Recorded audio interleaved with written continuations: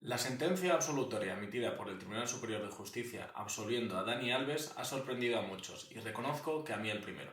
Al ser un juicio tan mediático y en el que ha habido demasiadas filtraciones, todos pensábamos que el Tribunal Superior de Justicia, compuesto por tres mujeres, iba a confirmar el fallo de la audiencia provincial que había condenado al señor Dani Alves por una agresión sexual. ¿Y por qué se absuelve a Dani Alves? El tribunal apela al principio de presunción de inocencia y que no ha quedado acreditado más allá de toda duda razonable de que haya cometido este delito de agresión sexual tal y como relata la víctima. Sobre todo porque la víctima, único testigo de los hechos, porque al final solamente ella y él pudieron saber qué ocurrió realmente en el baño, al no ser fiable su testimonio, no se puede, o entiende el tribunal que no ha quedado acreditado, que enerve el principio de presunción de inocencia y, por tanto, si hay dudas en relación a los hechos que pudieron haber pasado, se les tiene que absolver, y esto es un imperativo legal. Todo ello nos hace pensar que los jueces no creyeron a la víctima, pero en esto difiero mucho. Yo creo que tanto la Audiencia Provincial como el Tribunal Superior de Justicia sí creen a la víctima. Lo que pasa es que la justicia formal, lo que queda reflejado en el escrito, es decir, sus declaraciones no fueron del todo fiables o no son del todo fiables como para tenerlas en cuenta y plasmarlas en una sentencia condenatoria. El tribunal lo explica de la siguiente manera y me gustaría leer textualmente estas palabras para haceros ver la diferencia entre credibilidad y fiabilidad.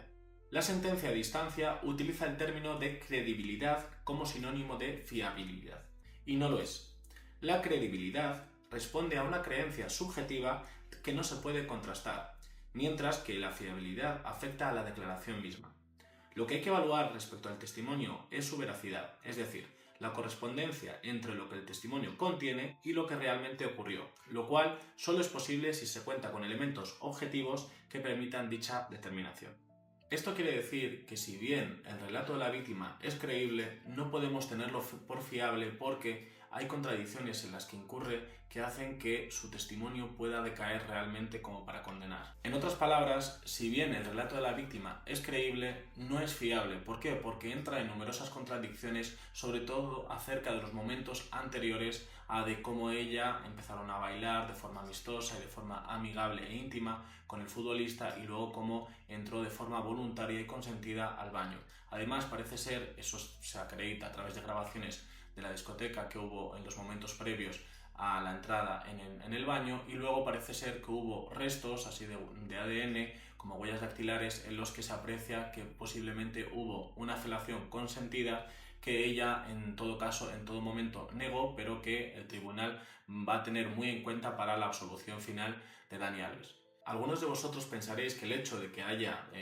consentido ciertos actos sexuales no quiere decir que luego consienta la penetración que hubo después. Y esto es así, de hecho la jurisprudencia lo recoge y sabe perfectamente que el consentimiento general no vale y que hay que dar el consentimiento, expreso o tácito, a todos los actos sexuales que se deriven de la relación sexual. Pero el hecho de que la víctima haya ocultado detalles tan importantes o haya alterado ciertos hechos que ocurrieron antes y que han sido contradichos con pruebas objetivas, eso resta muchísima credibilidad a su testimonio. Esto no quiere decir que la víctima haya presentado una denuncia falsa, como algunos ya están opinando, sino que no se ha podido, o de alguna forma de su testimonio, no podemos dar por acreditado que ocurrieran así los hechos. Yo creo que tanto la víctima como en su entorno se han excedido un poco en sus declaraciones y han magnificado o alterado ciertos hechos para asegurar finalmente la condena del acusado, pero esto yo creo que ha actuado en su contra.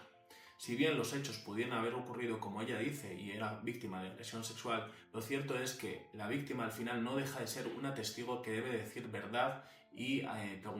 responder a todos los hechos sin ningún tipo de mentira o ocultación. Y esto es precisamente lo que le ha perjudicado. El Tribunal Supremo ya ha fijado criterios para la valoración de la declaración de la víctima. Entre ellos se encuentra que haga un relato íntegro, no fraccionado y que diga tanto lo que le beneficia como lo que le perjudica. Esto no quiere decir que no se vaya a condenar al acusado, pero sí debe decir la verdad en todo lo que se le pregunte. Y esto es lo que yo creo que realmente ha pesado en su contra. Si la víctima hubiera dicho la verdad en todo momento, aún diciendo aquellas cosas que le perjudicaban, aún reconociendo que sí que estuvo de forma agradable y amistosa con él, así como que entró al baño de forma voluntaria, que incluso practicó o realizó ciertos actos sexuales de forma consentida, pero no consintió la penetración, que al final es lo que de aquí se está tratando y de lo que al final se le va a condenar al señor Alves, yo creo que si se hubiera explicado toda la verdad conforme a los hechos, yo creo que los jueces la hubieran creído y, por supuesto, a las víctimas no solamente se las cree, sino que su testimonio hubiera sido fiable o como para fundamentar una condena. Tras explicar estos motivos, que no son míos, sino son de la sentencia o lo que recojo yo de la sentencia, algunos políticos y tertulianos ya han dicho que es una justicia patriarcal, que no se crea a las mujeres, y yo creo que hacen un flaco favor a las mujeres que de alguna forma les desincentiva a denunciar agresiones sexuales que pueda haber en el futuro. Como abogado puedo decir que esto no es así y hay numerosas sentencias que se fundamentan una agresión sexual solamente con la declaración de la víctima. En un proceso penal, la víctima siempre es creída, pero el acusado se le trata o se le debe tratar como inocente. Y por ello mismo, imaginémonos en este caso que aún sin sentencia el señor Dani Alves ha estado en prisión más de un año, ha perdido contratos millonarios y ha perdido una vida, así como difícilmente vaya a reparar su reputación personal tras este caso. Por eso es tan importante que tanto la víctima, a la que se le debe tratar como víctima y se la debe creer, así como el acusado, que es inocente hasta que se demuestre lo contrario,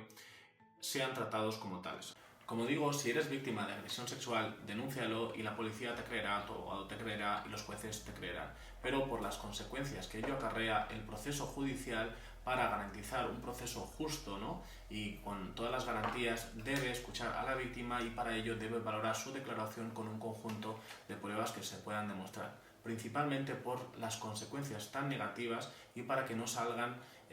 o para que al final evitar que una persona inocente pueda acabar en la cárcel por unas denuncias interesadas o con otros fines.